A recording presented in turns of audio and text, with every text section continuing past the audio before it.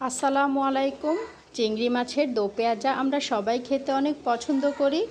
সুস্বাদু করে বানালে খেতে কিন্তু অনেক টেস্ট, তাই আপনারা এই রেসিপিটা ফলো করতে পারেন।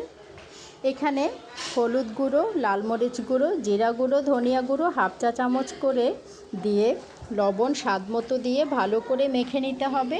রসুন বাটা হাফ চা চামচ দিয়ে দেব। খুব ভালো করে এগুলোকে মেখে নেওয়ার পর তেলের মধ্যে ভেজে নেব। চুলায় তেল গরম করে এগুলোকে সব ঢেলে দিয়ে এপিট ওপিট লাল করে ভেজে নিতে হবে। এভাবে চুলার আঁচটি অবশ্যই লো রেখে এটিকে মুচমুচে করে লাল করে ভেজে নেব এবং এপিট ওপিট কাঁটা চামচের সাহায্যে উল্টিয়ে দিতে হবে।